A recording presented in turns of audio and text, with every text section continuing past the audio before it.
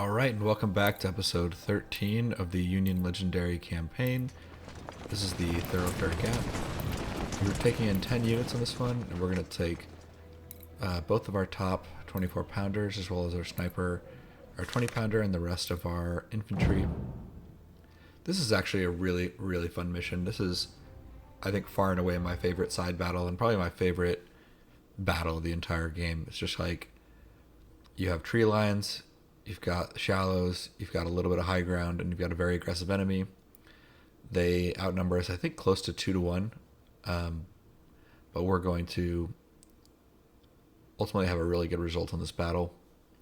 On this left side, my main concern is just kind of trying to keep him out of this wood line. He likes to come up from the western side and then advance west to east. So if I can kind of catch him here in the shallows, but I don't want to over-engage on this half up here, as a little bit later in the battle, he's actually going to spawn a unit kind of there in the northern part of the map where you see that road exit the map kind of on the top of the screen there.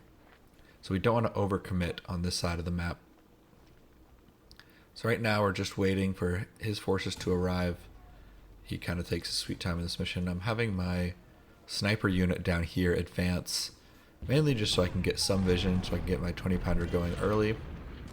But also, even if the sniper gets spotted, it'll actually cause his artillery to delimber and try to get shots off on him, and that's going to make them sort of set up farther away from our actual infantry.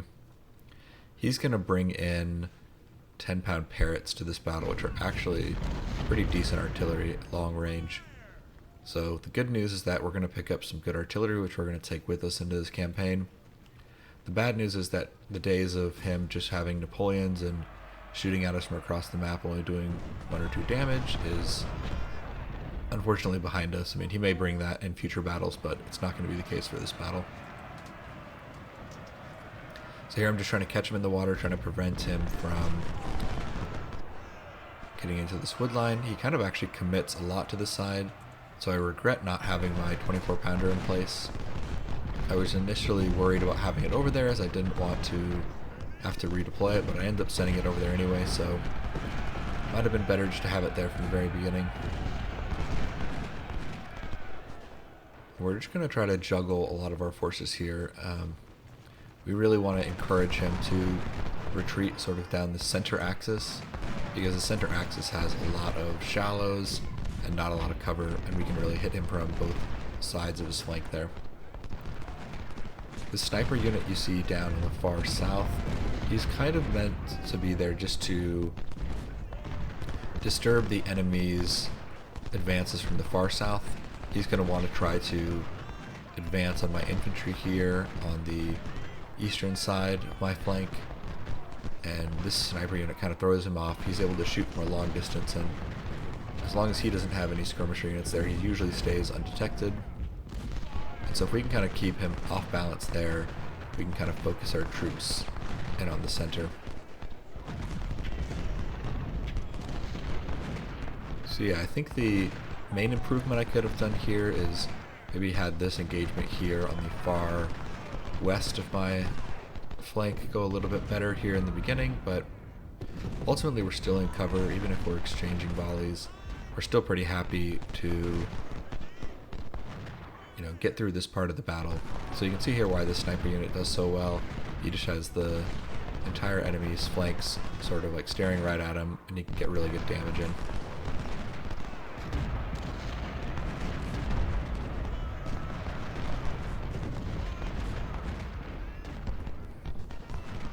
So I'm just trying to stay cognizant. I have this infantry unit here, which is kind of meant to hit him in the flanks as he tries to advance on this eastern, half of my forces, which he does really well. You can see there he tries to even address that unit and ends up turning and giving his flank to my troops here on the east, which is great. This map has a lot of really good cover, and so it's really important to kind of use it as best we can.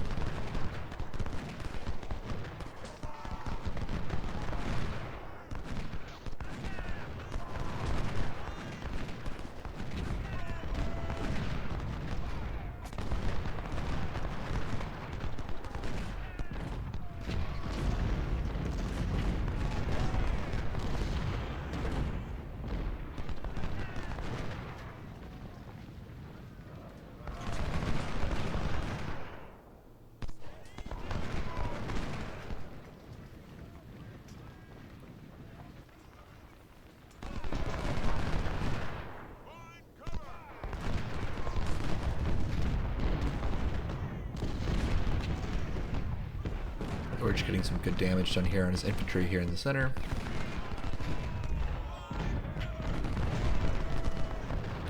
Our sniper units are doing a good job of keeping him off balance here on the right side. I'm moving around my supply wagon as best I can to try to keep my units, you know, well stocked for this battle. As it is for a side battle, this is actually a pretty long one.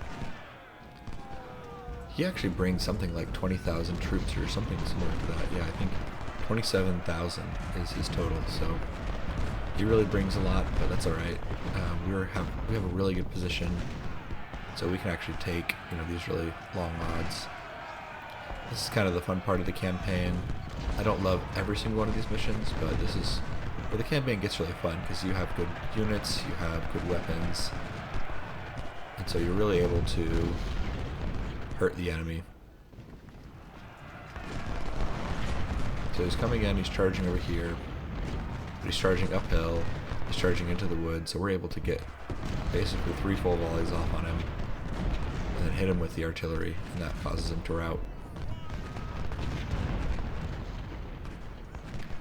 And the reason I have my supply wagon going all the way over here is I've noticed in the past on this mission specifically, if you're a little bit lazy with your supply wagon over here on the eastern side, the enemy will kind of lock onto it and try to advance around your southeast flank. We really don't want to encourage that. We want to encourage him to kind of attack into us and not outflank us here on the south. So I'm going to take a wide berth with that supply wagon so that he can get some ammo to my sniper unit, but without attracting any enemy attention.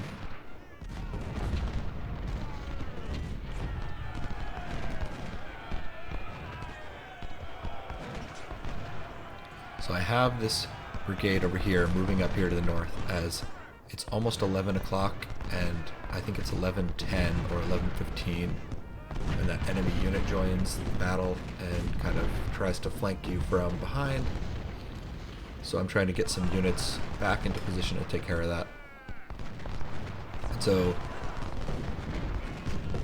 as well as that, we're also going to move our 2 units over here on the far west back so they're sort of protecting their flanks and also into position to intercept this guy. As this one infantry battalion that spawns can really undermine your defensive position.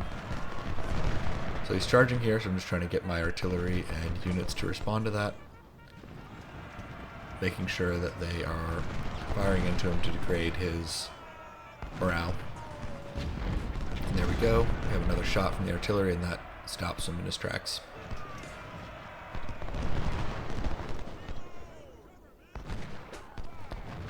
See, unfortunately my artillery here, my first division artillery doesn't do quite as much damage as I'd like. I could have been a little bit more proactive about getting him into the correct spot. Even in this situation he ends up kind of out of position. He's not quite there in time to be loaded and aimed at the enemy when he spawns, so hope to improve that moving forward. And yeah, there it is. So yeah, basically right before 11 that unit spawns. So I've got my infantry there ready to intercept him and my artillery piece right there ready to get a volley into him in just a second. The nice thing about this 20-pounder is it sort of offers you constant damage. He isn't going to do on any of his artillery shots a ton of damage, but he's going to kind of sit there in that center position and just do nice constant damage to the enemy, slowly degrading them.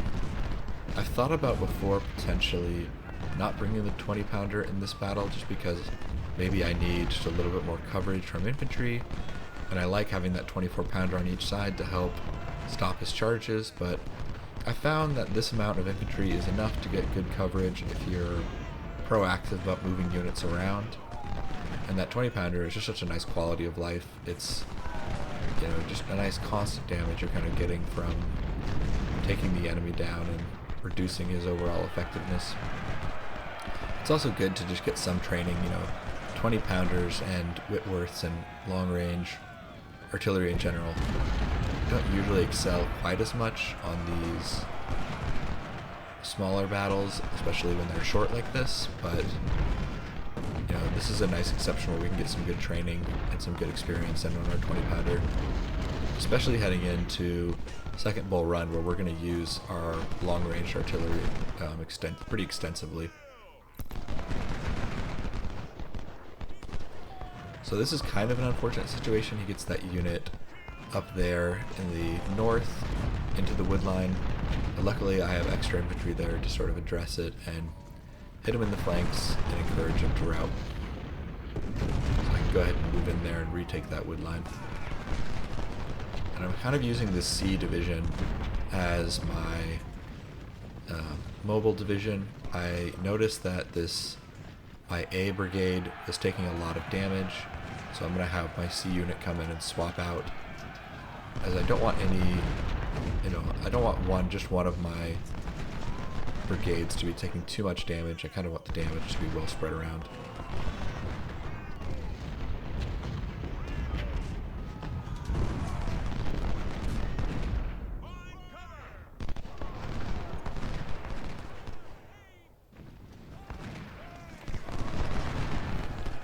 Charging in here in the north, and I've got that unit on hold because he was trying to turn and give his flank. So kind of a dangerous moment. I realize it now. I have turned off his hold position, hoping to get a volley off to stop the charge. There goes the volley. Have him fall back a little bit, have the artillery turning towards him, and this C brigade gets here just in time to fire their own volley. They end up doing a little bit of damage to my artillery unit there, but luckily we get him to stop charging, and that was kind of the main goal. Again, just trying to be proactive with the supply wagon, getting it moving around, making sure none of my units run out of ammo. Easy to do on this mission, especially since at this point we only have one supply wagon. Here pretty shortly we're hopefully going to have 2 supply wagons. There is a bug in Second Bull Run where you can get 2 supply wagons. I don't know that I fully understand what the mechanic is that gets it to. I know you need to retreat the supply wagon out, but I haven't tested explicitly how to guarantee that you get that. I've just gotten it very consistently, if that makes sense. Played the second battle of Bull Run 3 or 4 times on Legendary, and consistently on Legendary I've run out of ammo, retreated my supply wagon, and then at the end of the battle ended up with a double supply wagon situation. So we're looking forward to that. Once we have that, we'll be able to have 2 different supply wagons on these smaller battles, and even on the big battles we'll have 2 different supply wagons for First Corps, which will mean we don't have to do quite as much supply juggling.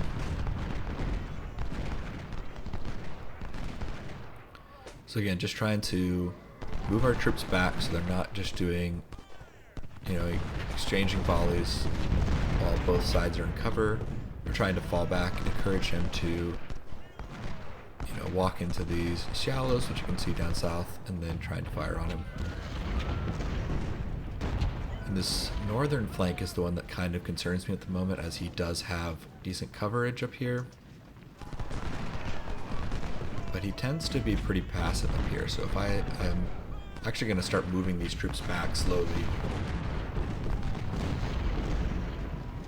They're just trying to keep these units in good cover, bounce these units back.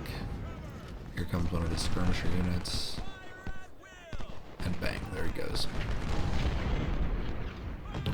So you can see his units all started out around 2,000, and he's now getting pretty low. I mean, not quite low enough that we can advance out of these nice defensive positions, but low enough that he's really not able to take too many volleys. And this is the part of the battle where I think it's really easy to get over aggressive. We've kind of almost won the battle at this point. The enemy is not really going to get us out of these positions. They've taken a good amount of losses, but it's important here not to get too aggressive. This is legendary difficulty. The enemy is going to continue to charge into us, so we're going to kind of hold our positions here for just a little bit longer and try to remove a little bit more of the enemy force before we try to surround them. And I've noticed that on the far eastern side, I'm getting a lot less enemy movement, so I'm going to go ahead and have my skirmisher sniper unit over here move out and have them start hunting for the artillery, because that's what's actually going to be doing the most casualties at this point in the battle. as I was saying, the enemy isn't really going to be advancing. They're going to be getting within range, taking a volley and retreating like you're seeing here. So the majority of the casualties that we're going to take is actually going to be from this long-range artillery, because like I said earlier in the battle, he's got 10-pound parrots here, so they actually do a decent amount of damage at range. So we're going to have this sniper unit move out, use their good stealth ability, use their long range, and start to get some damage in on his artillery. And if we hit them in the flanks, if we're going to here, it's actually going to cause them to rout. And while they're routing, they're actually moving away from their friendly infantry, which is going to be good for our unit in case they get spotted. They're not going to get charged down by one of his retreating infantry. And it's also going to move him out of the battle space. So, already, just with that first volley, he's down to half his artillery because he brings 2 artillery units to this battle. This unit isn't going to recover. We're going to reload in time. We're going to hit him again, and he's just going to continue routing. And it's even taking the attention away of his general, so now his general isn't, rallying his infantry units. His general's over here trying to rescue this artillery unit, and it's just not going to happen. This is a really experienced sniper unit that we have here. They reload pretty fast. They've got a lot of firearm stats, and so they're going to, really, this artillery unit's essentially doomed. So I'm kind of continuing to use this A brigade here as my flanking force, but they almost get caught here as I don't really have good vision here in the center. So that was a potential almost misplay there. But luckily the enemy decides to charge instead of fire into my troops, which are in the open there. And it's kind of lucky the way that his artillery unit retreated, as he actually ended up retreating essentially directly into his other artillery unit, so I didn't have to waste too much time. Once I finish off this first artillery unit, I can immediately start working on the second one. But again, we're just trying to hold these positions, trying to be smart with our engagements. We're not trying to take too many trades here. We're interested in getting a good KDR in these battles. That's kind of the goal of this campaign. If we were just trying to win this battle as quickly as possible, we're probably strong enough at this point now that we can move out and probably finish him off, but we're going to take our time. This is a battle where you actually get a ton of time, so there isn't a huge hurry, So don't feel any pressure to, as soon as you win these engagements, it's tempting to push out. This is one of those battles where you got plenty of time.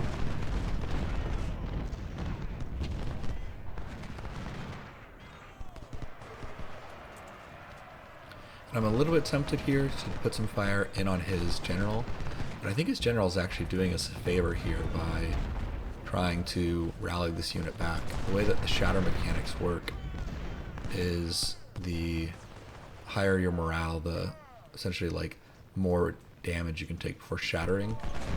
Artillery units work a little bit different. I think their shatter mechanics are a little bit more straightforward, but I can't remember that in the moment, so I was kind of hoping that if his general is here, he might be able to keep this unit on the field a little bit longer to take a little bit more damage. Because once he shatters, he essentially gets all that manpower back, and that's more, artillery weapons that we won't be able to capture.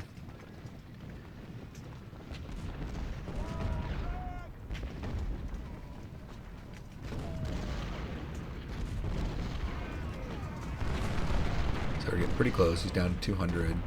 Once he gets to about 100, he'll probably shatter. Yeah, as you can see, his infantry unit's really, really small now, even smaller than ours in most cases. And he's still just advancing into these shallows.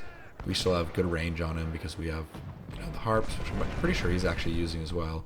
Or I think maybe he uses Tylers on this mission, so we do actually outrange him just a little bit. And that's going to be really helpful, as we don't outrange him by that much, but it does mean that we can get the first volley off, and sometimes that first volley, especially if he's in the shallows, will be enough to, at least morale shock him just a little bit. So you saw his artillery unit finally shattered there. Had to cut some footage here as I had to pause the game for a bit. And I decide here that,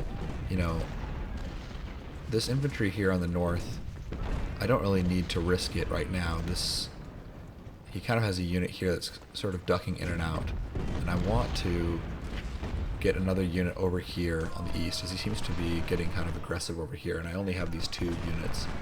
So I'm going to readjust my troops just a little bit. I'm going to have my units in the north fall back just a little bit, give him some leeway if he wants to advance, and then I'm going to shift this one brigade over to the south and have him help out just a little bit, as we're getting a little bit more attention down here from what it seems. I think that the way the AI works is they just seem to be a little bit more aggressive in the south. So my sniper unit there, if you can see, has caught the second and last of his artillery units, and again, because we were able to get shots in on him from behind, he's already routing, so that's really nice. Now that unit's routing, he effectively has no artillery, so now he's doing no damage to us. His infantry is not going to be able to advance on ours. His artillery is not getting, slow, long-range artillery damage on us, so we're hopefully going to have very, very low casualties for the rest of this battle, and the rest of this battle is just going to be pure profit. And that's kind of how these battles work. This is where we make the majority of our positive play, and our KDR ratio is sort of at the end of these battles where he's out of artillery, where we control the defensive positions, and where his infantry are really, really fragile and can't necessarily stand up and fire multiple volleys into us.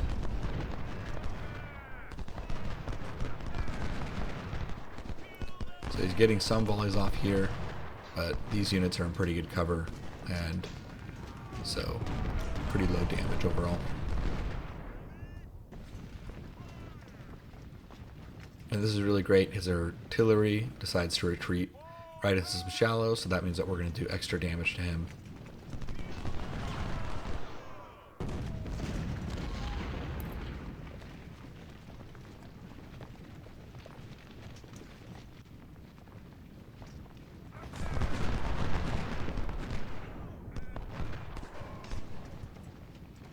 And yeah, these two brigades from 2nd Division that I bring, A and B, they get a ton of damage done over here, so this is a really great experience for them. We're going to end up heading into second bull run with 6 infantry units that have 2 stars, which I think is a little bit ahead of schedule for where I usually am at in this campaign. Our infantry this play around is just doing really well. That kind of happens when we get these really positive KDRs like we're doing, even though we're not using a ton of veterans. Our infantry units just aren't taking enough damage to really lose experience between battles, so even this early in the campaign we're already getting really experienced troops. That's going to be helpful, as while I think weapons are slightly more important than getting super strong 3 stars, I really think that first star is the most important, but it still helps. Every little bit helps, and in this game, a lot of times it's kind of a waterfall effect. If you can do just a little bit more damage per second, you can keep that unit, morale shocked. And if they're morale shocked, they're doing less damage to you, et cetera, et cetera. It's sort of a positive feedback loop where if you're able to do more damage, they're able to do less damage to you, and you therefore end the battles with more experience, which means that in the next battle you can do even more damage, because the way legendary difficulty works, he's always going to have 3-star infantry, so there isn't really a trade-off there. His infantry isn't going to get even better if our infantry gets better. His infantry is just going to be 3 stars. So the better we can get our infantry, the better we can kind of match that skill level, and we're not having to fight 1-star on 3-star. We can be fighting 2-star on 3-star, and maybe even eventually 3-star on 3-star. But just to be clear, I think it's perfectly viable to, with the right tactics, with the right weapons, and in the right position especially, you really can fight 1-star or sometimes even no-star infantry against 3-star. I mean, that's kind of what this whole campaign is about, right? Earlier in this campaign, we didn't have 3-star infantry. We didn't have, whereas the enemy did, and we were able to fight him just fine. It's just that we get that little bit extra advantage, now that we're getting kind of close to his level. So his infantry here on the north side of the battle, I think, kind of bugged out. I don't normally see them so passive, kind of just like standing here. Usually they try to advance. I'm not sure if that's just because my units are hidden here in the north, so the AI doesn't really know what to do with them, but needless to say, I'm just going to take my sniper unit up here in the north, just camp them out from behind, and just have them do some free damage. Because all these infantry here on the south who are still being aggressive, they're down to like 700 men each. So that means they're going to take one volley, maybe two, and they're going to shatter. You know, they're just not a threat. They're not big enough. They're not strong enough units. So, and I'm just hesitating just a little bit here before I start to get aggressive, as you know, the nice thing about this battle is that we have all these shallows, but the downside is that when we want to push out, we don't have great vision of the other side of this battle. And so if we advance out and it turns out he's got 3 infantry units kind of sitting there, it means that our infantry brigades that we've been, you know, trying to protect this whole battle are going to take a ton of damage as they're going to be in the water. So we're just trying to make sure that we've cleared out all the enemy before we start moving out. And I'm going to go ahead and start moving my troops back to the north, as I know that he's got at least 1 or 2 brigades here in these woods. And these are kind of the last threats, you know. Right now that 1400 stack in the north isn't moving, but if he decides to start moving, I'd rather have 4 infantry brigades than 3, and I'd rather have both my 24 pounders than 1, especially because this 24 pounder in the south isn't doing anything anymore. You know, we don't need artillery support to, you know, prevent these tiny little units from charging. They're gonna be stopped by 1 normal volley anyway. And so I'm also, on that note, I'm having my 20 pounder kind of focus down this larger unit in the north. Not because I'm particularly worried about him, but more just because, you know, we wanted to grade his troops to get more in the size that we're looking for here. So I see this unit, he's trying to be a little bit sneaky and sneak around my southern edge. That's something I don't want. You know, I don't want to be at the end of this battle where I'm kind of trying to get a full wrap around of the enemy and then find out, oh, there's some tiny 600 stack which snuck around and stole the flag out from, you know, from under me, and or maybe got some damage done to my 20 pounder or something like that.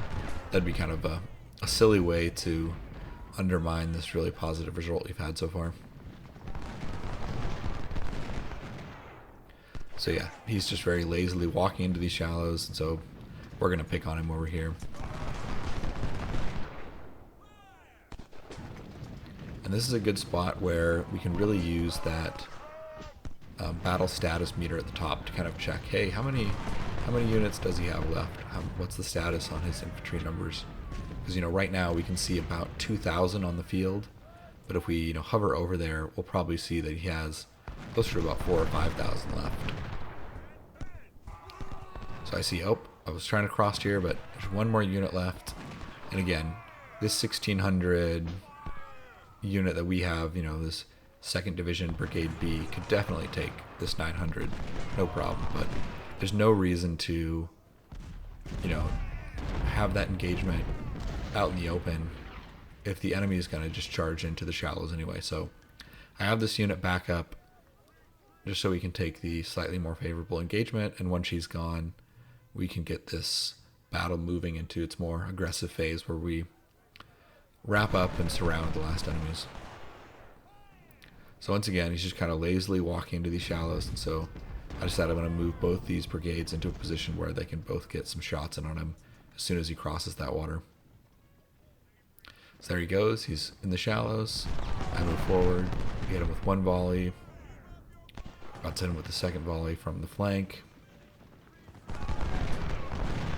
And yeah, look, already morale shocked, trying to run away, but he's not going to move very fast in those shallows, so we're able to catch up with them, and we'll be able to finish him off. And just slowly chipping away at this last unit over here.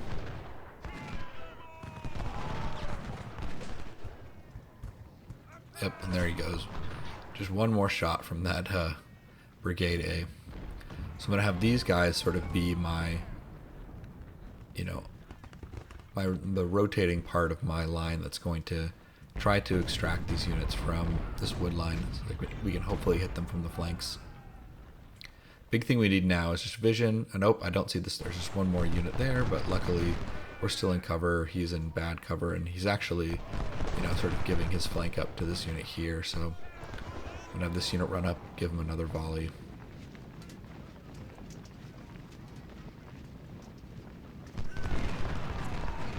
So they don't quite finish him off because I don't get into position in time, but that's okay. I'm just gonna be patient. I'm gonna have this unit cross from here in the south. And just prepare for him as he's going to start marching right back into us. And he's got 600 guys. That's not going to be enough, He's going to take a volley, maybe two, and then he's going to die.